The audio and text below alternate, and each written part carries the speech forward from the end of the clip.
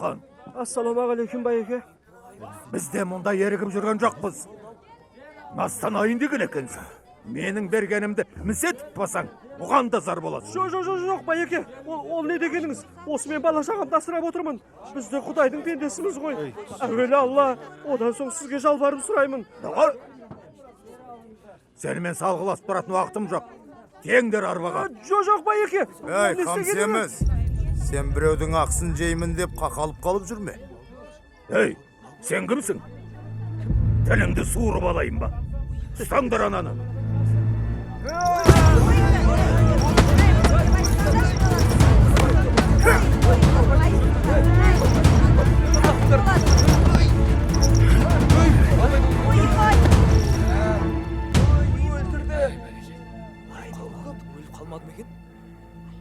Ва көпшілік, мен Тәуке Сұлтан болам.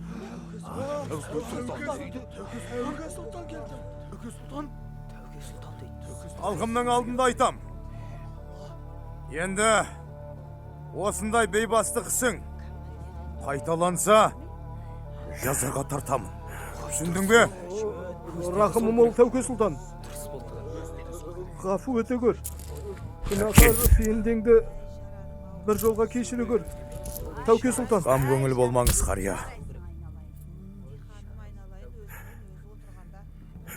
Араша түскеніңе разымын, бауырым. Наспан кім? Төлемін. Әлі, төле емес, төле беймін десеңші. Ойламаған жерден жоқтық ау. Иә. Исі қазаққа атың мәлім. Бұйыртса бүгін менің қонағым боласың. Аққа Құдай жақ деген. Бастайық. Шахмат ойынында қарсыласыңның ойын алдын ала біліп отыру керек емес пе? Жөн. Ойын алаңындағы ой өрісіңмен жеңіске деген жігер, жан жағымызды анталап, аңдып отырған жауларымыз көп. Олардың да ойына осы шахмат іспетті. Бәрінің көздегені қазақтың жері. Жоңғарларды Қытай қолдап отыр. Мына жақтан Русия. Қай жеңгенің менікі деп құйтырқыланып отыр. Қазақ хандары мен сұлтандарын бір-біріне айдап салу арқылы алауыздық тудыруда. Иә. Тақпен бақталасын өз пайдаларына шешуде. Қазақта бірлік болмай, тірлік болмайды. Ел арасында осы әңгімені көбірек қозғау ләзім. Ал жоңғарларға келсек, олардың да өз арасына от тастауға болады. Жансыздарды жіберіп, Қоңтайшының туыстарынан бақталастарын тауып, оларды мақтап арқасынан қағып, бір-біріне айдап салайық. Солай етейік. Заманың түлкі болса тазы боп шал деген. Өз жебелерін өздеріне қарай атайық. Бақ ынтымаққа барады. Әгер әки бірлігіміз берік болса, сонда ғана жау ала алмайды. Төле, сені шақыруымның мәнісі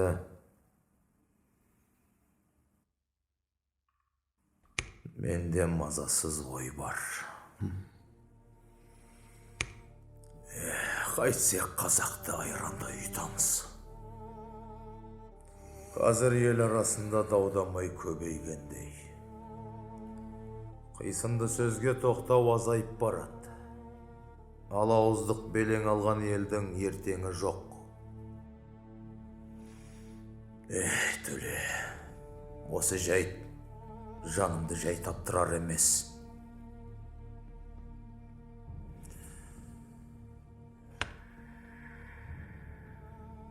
Бұған не дейсің, Төле? Сөзіңіздің жаны бар, хан ием. Жерге малымыз емес, көңіліміз сыйыспай жүрген сыңайлы. Бұра тартатындар көбейіп барады.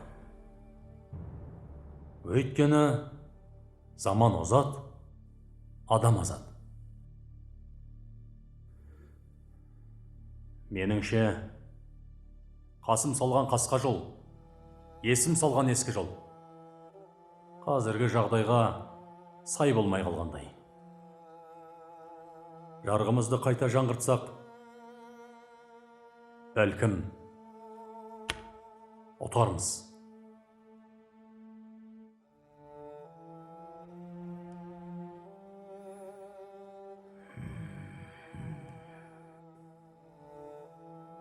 Елдегі көз құлағымда сендерсіңдер. Бұл ой мені көптен бері мазалап жүрген еді. Енді ойымыз орайласты.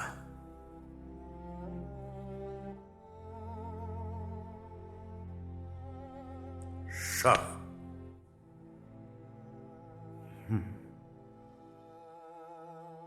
Төлеңгіт.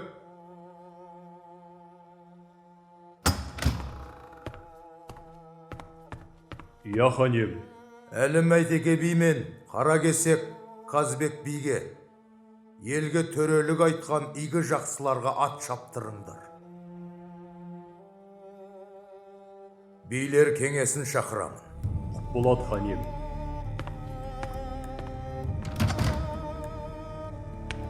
Мат.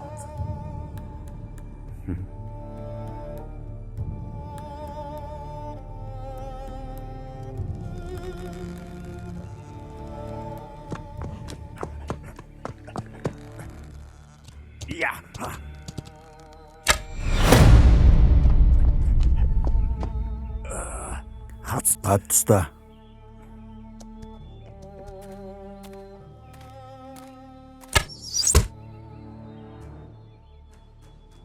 Көздеген жерін нысанаға дәл тигізер нағыз сайып қыран сіздей ақ болар, ұлы қоңтайшым. Менің көздегенім сауда-саттық пен қазынабайлықтың басы Ташкент шаһары. Нысанам қазақтардың жүрегі Түркістан. Сол үшін басын шауып алып, жүрегіне жебе қадау керек. Міне былай, сонда ғана олардың сағы сынып, толары құлайды. Жеңіс жолында сізбен біргеміз, ұлы қоңтайшым. Менің сізге айтар маңызды хабарым бар. Суық хабар ма? Әлде тоқалым ұл туып, сүйіс сұрай келдің бе? Төке хан бүкіл далаға ат шаптырып жатыр. Күлтөбенің басында билерді жинап, дала заңын өзгертпекші екен. Құрылтайды шақыруға Төле би ұйытқы болыпты. Күлтөбеде деймісің? Осы кезге дейін бастары бірікпеген қазақтарда Төле би қалай жинамақшы? Аузы дуала, сөзі өтімді, абыройы хандардан биік болып тұр ғой. Тегін адам емес. О не дегеніңіз, ұлы қоңтайшым? Біздің халықтың бағына сіздей дана баһадүр бар емес пе? Бүкіл жоңғарияда сіздің абыройыңыз асқақтап тұр. Қазақтың Төле биі сіздің көлеңкеңізде қалып қояды. Жарайды. Жансыздарды жіберіңдер. Төбенің басындағы әр сөзді қалт жібермей, маған жеткізіп отырсың. Кезекке жиналған шыбындай Күлтөбеге жинала берсін. Бәрін қалпақпен бір-ақ ұрып аламыз. Сол төбе оларға мола болады. Ләббай тақсыр. Бар.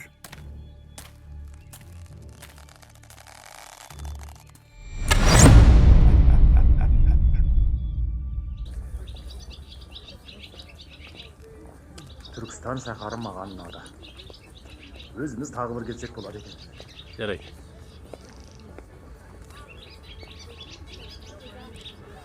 Төле балам, Иә. аттарыңды дайындап ал. Таңертең жолға шығамыз. Әке. Билер кеңес қалай өтті? Жүзіңіз сынық.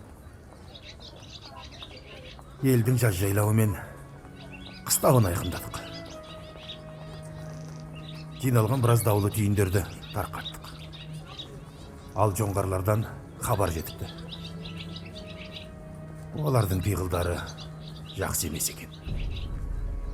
Жолға қамданыңдар.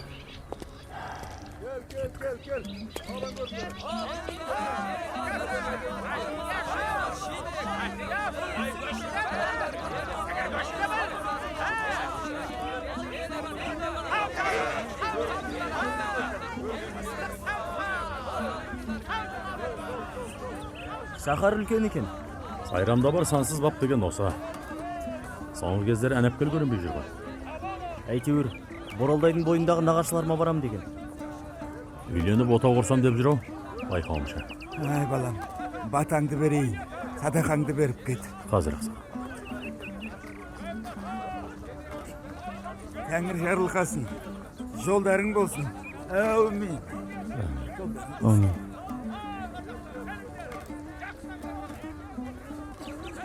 Төле, сені билер жиналысқа арнайы шақыртты. Иә, бара көрерміз. Бітпес дау болмас. Бітіскен бір-біріне жау болмас деген. Сонда да деймін ау, шешімі қиын қандай дау болды екен? Ол жағын білмеймін. Заман қиын болып бара жатыр ма қалай өзі? Жақсылар кеңес құрса, елдің берекесі кірер. Ынтымақ жалауын болып жүрер. Даңғылым-ай. Ел жақсыларының барлығы сен секілді. Жұрт қамын жеп жүрсе ғой. Иә. Бір айтса, көбі тыңдаса, береке бірлік өзі-ақ келер. Бәріміздің көкейіміздегі мақсат мұрат сол. Ләйім, Алла бізді соған жеткізгей. Бойды болған арман көп қой арыстан. Тек қана тілекті Құдай берсе игі. Жақсы. О, игі жақсылар. Даудың басы мынада. Бай қоны сіздеп келе жатқанда, балалар ойнап жүріп, атты үркітіпті. Содан байдың басындағы бөрік ұшып, аттың алдына түспей ме? Бөріктен қатты үрккен ат шоршып түскенде, бай жайсыз құлап, сол жерде жан тапсырған. Енді Ботбай елі дау айтса, сиқым жағы төрелік сұрап отыр.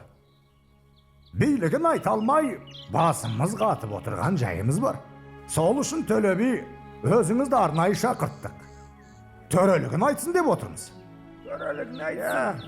Иә. Бір сөздің түйіні болсын. Мәмілеге келе алмай отырмыз, Төлежан. Адам өлімі деңіздер. Иә.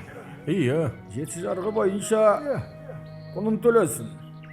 Бәрімізді тығырыққа тіреген сол жайт. Уа бияғалар.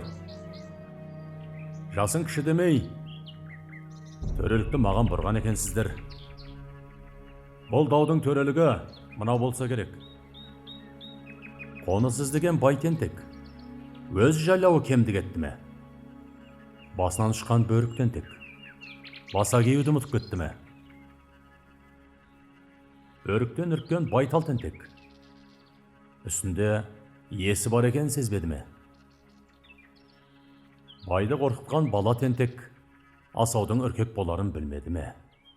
Меніңше, қазаға ұшыраған адамның құнын осы 4 тентекке бөлу керек. Бала жағы соның бір бөлігін төлесін. Кесімім сол ағайын. Апырай-ау, сөзінің қисыны бар. Бұл арыс болды. Баланың болашағына балта шапқаннан кім не ұтпақ? Ауыр.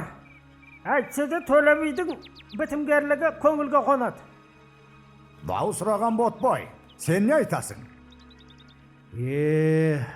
Алланың істеген ісіне шара бар ма? Көпшілік қолдап жатса, біз қайда барамыз? Өленің төрелігін мойындаймыз да. Құныкер сиқым, енді сен айт. Иә, тапқырлықпен Қара қылды қақ жарды деген осы да. Төле би дұрыс айтады. Ес білген адамға әділ шешім осы. Иә. Даудың дұрыс шешілгені жақсы болды. Иә. Бұл да бір біткенсіз болды. Мен сені осында қалдырамын. Осында деймісіз? Қалайша? Мен мұнда жалғыз өзім қала алмаймын. Сіз болмасаңыз менің күнім қараң. Алла өз пендесін өлтірмейді. Несібеңді тауып береді. Қайыршының күйін кешсең де күн көресің. Сен менің осы қаладағы көзім һәм құлағым боласың. Ұқтың ба? Ұқтым. Сізге адал қызмет етуге дайынмын. Сен маған ғана емес, елге қызмет етесің. Мен саған өзім хабарласамын. Ендеше, Тәңірім өзі жар болсын арыстаным. Қош бол. Қош бол, Төле.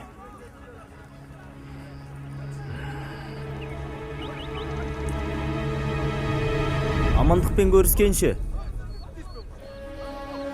Талай дауларды әділ шешіп, қазақтың төбе би атанған Төле би, қырықтың қырқасындағы қамал бұзар шағында, сол кездегі ірі сауда орталығы болған Тәшкен шаһарын жоңғарлардан азат етті.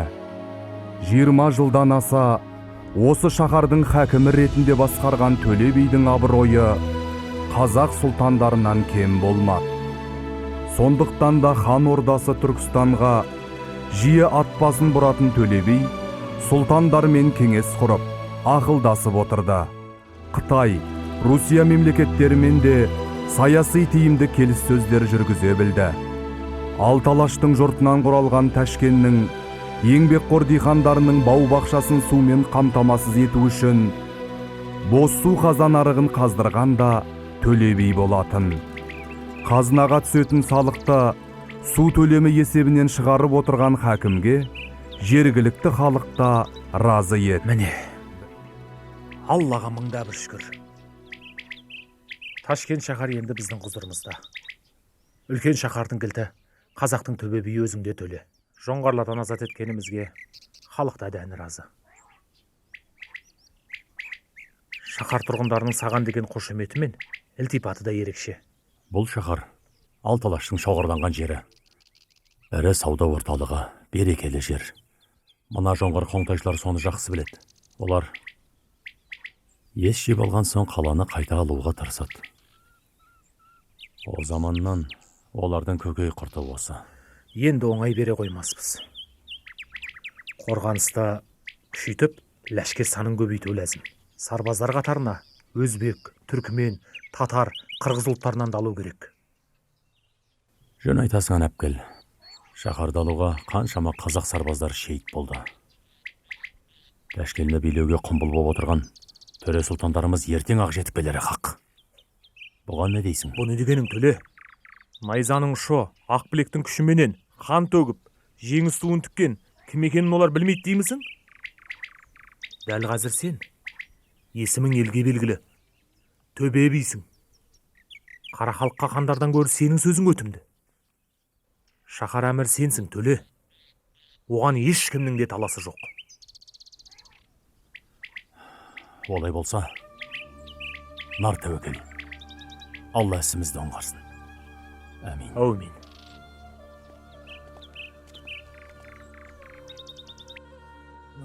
Ұлы қоңтайшым, қазақтың ханы Тәуке соңғы кезде әр нәрсені сұлтаулатып, салық төлемеуді жиілетті.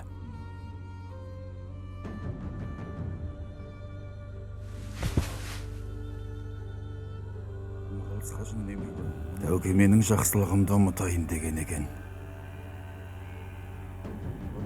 Қалдан Серен оның ұлын тұтқынға алып, Далай-ламаға жіберген кезде мен елші жіберіп, оның баласын құтқаруға көмектесіп едім.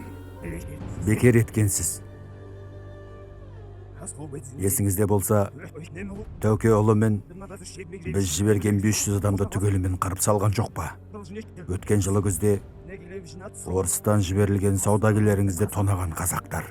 Дайшы, Қытайдың императоры Канциге хат дайында. Қазақтар бізге қарсы қылмыс жасауда деп жаз. Оп болады. Осы жасаған барлық қиянаттар үшін оларды жазалау мақсатында соғыс жүргізіп жатқанымды мәлімде. Міне, бұныңыз нағыз құптарлық іс екен. Әйтпесе бізді соғыс құмар деп айыптап жүр емес пе? Біз тек тәртіпке бағынбағандарды ғана жазалаймыз. Анау Ташкентті де Төле биден тартып алу керек, ұлы Қоңтайшым. Қазақтар қалдан серенді мен өлтірді деп өсек таратып жүрген көрінеді. Ендігісім сендермен болсын. Төке хан мен Төле би екеуін араздастырып араларын бөлу керек.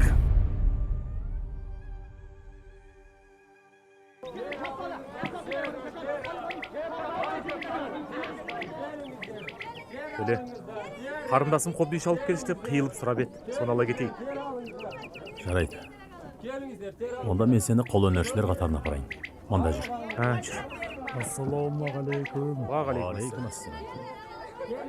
Анапкел, өрнектерін қарашы. Қандай екен? Мына жерде қолөнер шеберлері сауда жасайды. Жүр көрейік. Жүрсеңші, ішке кірейік.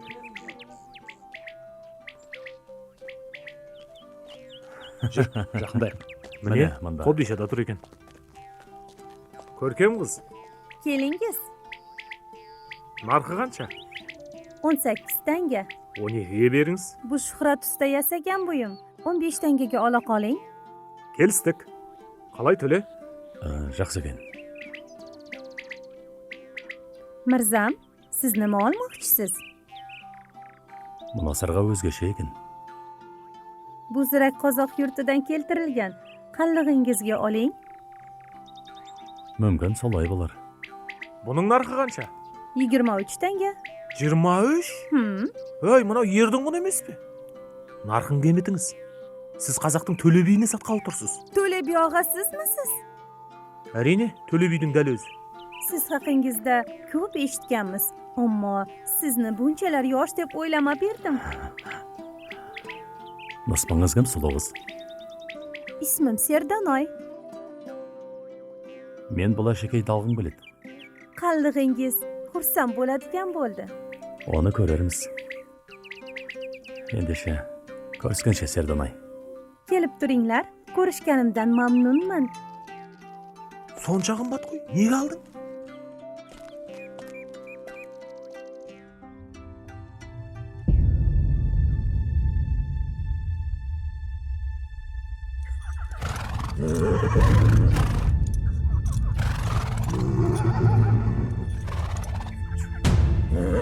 Ер басына күн туса, етікпенен су кешер. Сапқа тұр етікшім.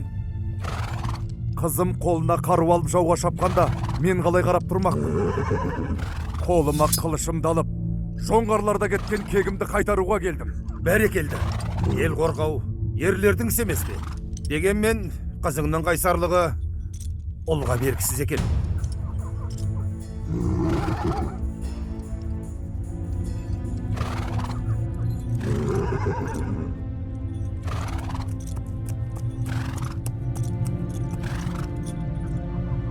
Әнепкел. Қарлығаш. Армысыздар ағалар? Сәлем бердік. Мен қолға қосылуға келдім. Жарасбайдың қызымын. Атым Қарлығаш. Сіздің нұсқаңызда Қарлығаш емес, Лашын деп қою керек қой. Қарағым, ұрыс салу қызға қол емес. Датым бар ағалар. Намыстың алдында қыз да ерде бірдей емес пе?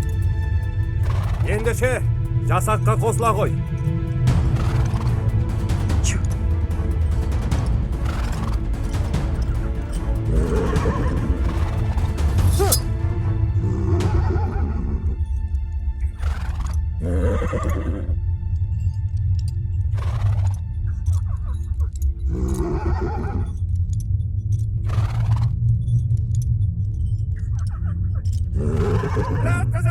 Қазақтар, мынау батар күнді бүгін сендер көрмейсіңдер. Өйткені қарға құзғынға көздеріңді шұқытып, өздеріңді ит құсқа жем қыламыз. Сендердің өліктеріңді жер қойнына алса, қатындарыңды біз қойнымызға аламыз.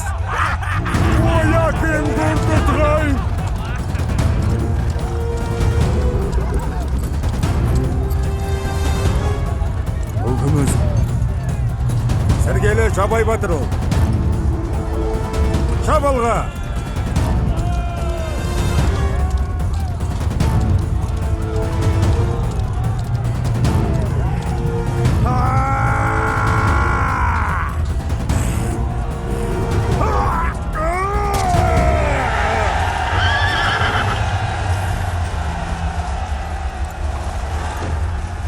Саншы батыр, шық. Әке, ұлықсат етсеңіз, ана жоңғардың үнін өшірейін. Жолды маған бер. Ана ит жоңғарлардың жан жаһанамға жібермесем, маған сен. Атаңызды беріңіз, Әлібек би. Алла абырой беріп, жеңіспен орал батырым. Әумин.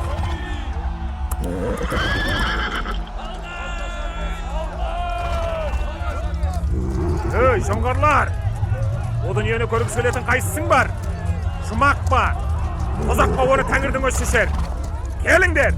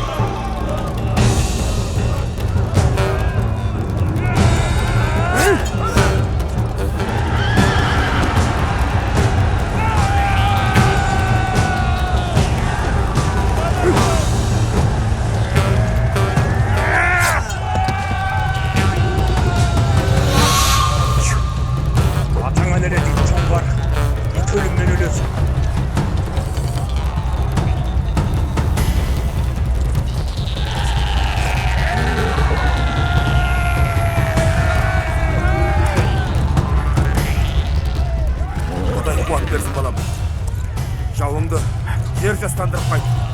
Әумин.